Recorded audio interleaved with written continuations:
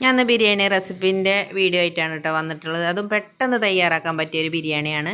വിരുന്നുകാരൊക്കെ വന്ന് ഇരുന്നിട്ട് ഉണ്ടാക്കാൻ പറ്റിയൊരു ബിരിയാണിയും കൂടിയാണ്. അതിന് ഉള്ളി അരിയണ്ട, ഉള്ളി തൊലിക്കണ്ട, ഇഞ്ചി ചതക്കണ്ട, മുളക് ചതക്കണ്ട, ഒന്നും വേണ്ട. നമുക്ക് പെട്ടെന്ന് തന്നെ ഉണ്ടാക്കിയെടുക്കാൻ പറ്റിയൊരു ബിരിയാണിയാണ് കേട്ടത്. ഒരു ബിരിയാണി തയ്യാറാക്കാൻ ആണുങ്ങൾക്കും പിന്നെ ഹോസ്റ്റലിലൊക്കെ താമസിക്കുന്ന കുട്ടികൾക്കൊക്കെ പെട്ടെന്ന് ഉണ്ടാക്കാൻ പറ്റിയൊരു ബിരിയാണിയും കൂടിയാണ്.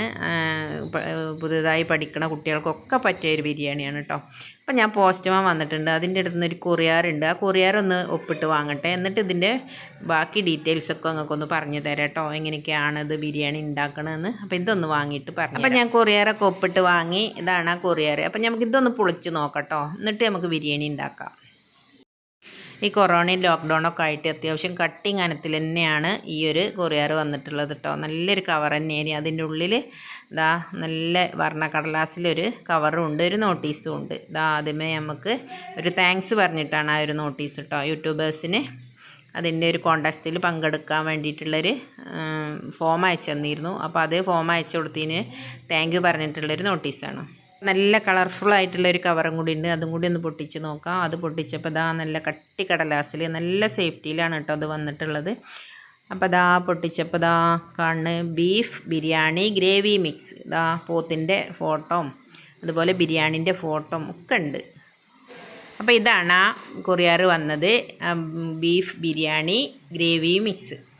ഇത് വെച്ചിട്ടാണ് നമ്മൾ ബിരിയാണി ഉണ്ടാക്കുന്നത് കേട്ടോ. അപ്പോൾ ഉള്ളിയും ഇഞ്ചിയും പച്ചമുളകും എല്ലാ സംഭവം ഇതിലുണ്ട്.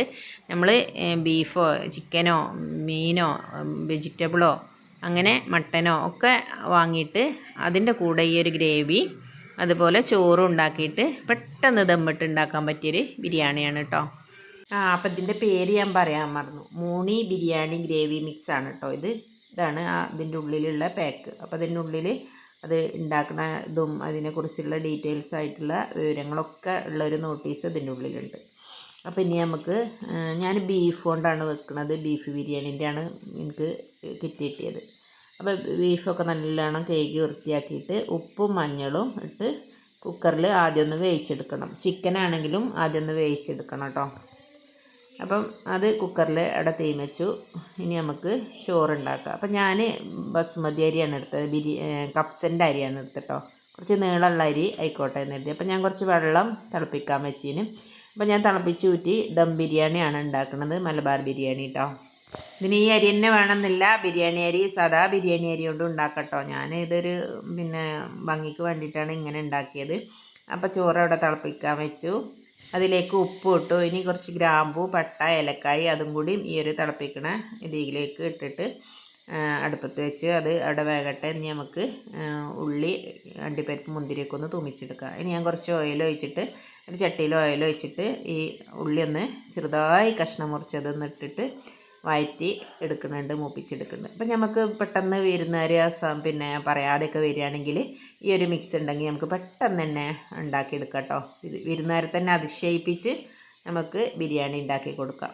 ഇതൊക്കെ നമ്മളെ വീട്ടിൽ എപ്പോഴും ഉണ്ടാകുമല്ലോ. പിന്നെ അണ്ടിപ്പരിപ്പ് മുന്തിരി നെയ്യ് ഇതൊക്കെ നമ്മളെ വീട്ടിൽ എപ്പോഴും ഉണ്ടാവും. പിന്നെ ഈ ഒരു മിക്സും കൂടി നമുക്ക് വാങ്ങിയാൽ പിന്നെ പച്ചക്കറി ഇല്ലയെന്നില്ല ഒരു ടെൻഷനേ വേണ്ട. അപ്പം ഞാനത് കണ്ടി മുന്തിരി ഇട്ടു, ക്യാരറ്റ് ഇട്ടു. ഇനി ഇതൊക്കെ ഒന്ന് മൂത്തിട്ട് അതുപോലെ മുന്തിരിയും കൂടി ഇട്ടിട്ട് ഒന്ന് വഴറ്റിയിട്ട് മൂത്തിട്ട് കോരി എടുക്കുകയാണ് ചെയ്യണത്. അപ്പോൾ ഇത് ഞാൻ വെറും ഓയിലിലാണ് കേട്ടോ പൊരിച്ചെടുത്തത്. ഇത് നമുക്ക് മസാല വഴറ്റല്ലാത്തതുകൊണ്ട് ഈ ഓയിൽ ഞാൻ എടുക്കണില്ല. ചോറിൻ്റെ മുകളിൽ നെയ്യാണ് ഒഴിക്കുന്നത്. അപ്പോൾ നെയ്യ് ഞാൻ ചൂടാക്കാതെ അങ്ങനെ ഒഴിച്ചു കൊടുക്കാമെന്നാണ് വിചാരിച്ചത്. അപ്പോൾ ഈ ഓയിൽ ഞാൻ മാറ്റി വെച്ചേക്കാണ്. അപ്പോൾ മുന്തിരി അതിലേക്ക് ഇട്ടു. ഇനി ഇതൊന്ന് കോരിയെടുക്കാം. അപ്പം ഞങ്ങളെ ഒരു കൂട്ടുകാരിയും കൂടിയാണ്, യൂട്യൂബറുമാണ്, ജിഷൂസ് പാരഡൈസ് ആണ് അവരുടെ ചാനലിൻ്റെ പേര്.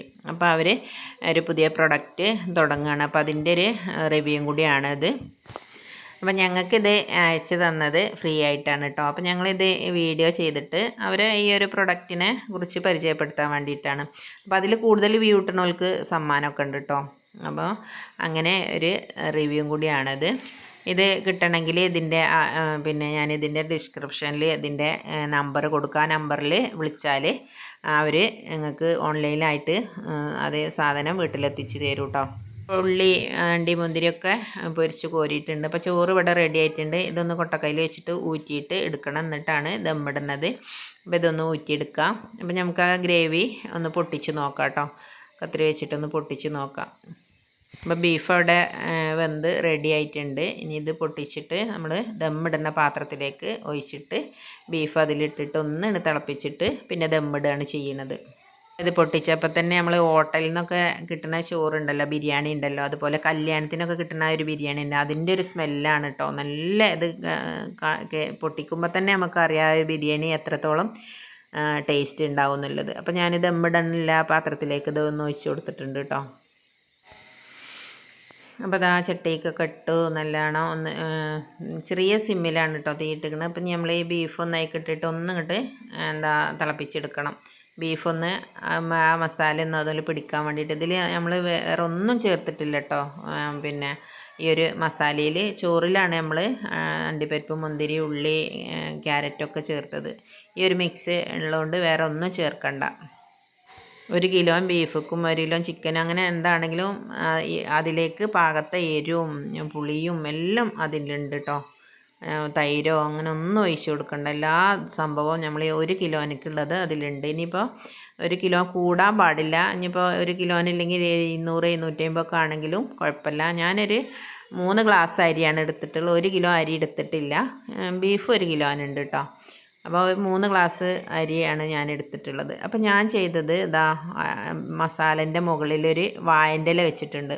അത് ബീഫും ചോറും ഇങ്ങനെ ഇടകലരാതെക്കാനാണ്. ഞങ്ങളിവിടെയൊക്കെ ദമ്മ് ഇടുമ്പോൾ അടിയിലൊരു തുണിയോ അല്ലെങ്കിൽ പിന്നെ വാഴൻ്റെ ഇലയൊക്കെ വെക്കും. ഞങ്ങളിവിടെ കൂട്ടി കഴിക്കൂല. ബിരിയാണി വേറെയും ചോറ് വേറെയും ബീഫും ആണെങ്കിൽ അങ്ങനെ മസാല വേറെ ആയിട്ടാണ് ബിരിയാണി വിളമ്പാറ്. ചിലർ ഒന്നിച്ച് കൂട്ടി വിളമ്പാണ് ചെയ്യുക. അപ്പോൾ ചോറൊക്കെ ഇട്ട് കഴിഞ്ഞിട്ട് കുറച്ച് നെയ്യ് ഒഴിച്ചു. പിന്നെ ബിരിയാണി മസാലയും അതുപോലെ അണ്ടിപ്പരിപ്പ് മുന്തിരിയൊക്കെ വറുത്തതും ഇട്ടു. ഇനി ഒന്ന് 5 മിനിറ്റ് കത്തിച്ചിട്ട് ഇതൊന്ന് അടച്ച് വെച്ച് നമുക്കൊരു 10 മിനിറ്റ് മൂടി വെക്കാം. ഒരു 5 മിനിറ്റൊക്കെ ചെറിയ സിമ്മിൽ വെച്ചാൽ മതി കേട്ടോ. എന്നിട്ട് പിന്നെ ഒരു 10 മിനിറ്റ് കഴിഞ്ഞിട്ട് നമുക്ക് ബിരിയാണി വിളമ്പാം. അപ്പം ഞാൻ ബിരിയാണി മുടി തുറന്ന് നോക്കി. എന്താ അതിൻ്റെ സ്മെല്ല് എന്നറിയാം. നമ്മൾ ഹോട്ടലിലൊക്കെ കയറി ചെല്ലുമ്പോണ്ടല്ലോ ബിരിയാണീൻ്റെ ഒക്കെ ആ ഒരു സ്മെല്ലാണ് ഇതിൽ നിന്ന് വരുന്നത്. അപ്പോൾ നമുക്ക് ചോറ് വേറെയും വിളമ്പാം, ബീഫ് വേറെയൊക്കെ വിളമ്പാം. ഞാനൊരു പാത്രത്തിലേക്ക് ആ ചോറൊക്കെ വിളമ്പിയപ്പോൾ ആ ബീഫിലൊന്നും മസാലയിലൊന്നും ചോറ് ആവാതെ ഞാൻ എടുത്തിട്ടുള്ളത് കേട്ടോ. അങ്ങനെ ഈ വാഴൻ്റെ ഇല വെച്ചാൽ അങ്ങനെയാണ്. പിന്നെ ഈ വാഴൻ്റെ ഇലയിലുള്ളതൊക്കെ ആ ചോറിലേക്ക് ഒന്ന് കുടഞ്ഞിട്ട് അതിൻ്റെ നെയ്യൊക്കെ അതിലൊന്നിട്ട് ഇളക്കിയിട്ട് എടുക്കും. അപ്പം ഞങ്ങൾ മൂണി ബിരിയാണി ഇവിടെ റെഡി ആയിട്ടോ. അപ്പോൾ എല്ലാവരും ഈ മൂണി ബിരിയാണി മിക്സ് ഒന്ന് വാങ്ങി നോക്കുക. അതിൻ്റെ ഫുൾ ഡീറ്റെയിൽസ് ഞാൻ ഇതിൻ്റെ ഡിസ്ക്രിപ്ഷനിൽ കൊടുക്കുന്നുണ്ട്. എല്ലാവരും അത് വായിച്ചിട്ട് അതിൽ വാട്സപ്പ് നമ്പറും ഉണ്ട്. വേണ്ടവർ അതിൽ മെസ്സേജ് ചെയ്താലും ഒരു കൊറിയർ അയച്ചു തരും. അപ്പോൾ ഒരു പ്രാവശ്യമെങ്കിലും നിങ്ങളിതൊന്ന് വാങ്ങി നോക്കിയിട്ട് ടേസ്റ്റ് ചെയ്ത് നോക്കുക. അപ്പോൾ ഇൻഷാ അല്ലാഹ് അടുത്തൊരു വീഡിയോയുമായി വീണ്ടും കാണാം. താങ്ക്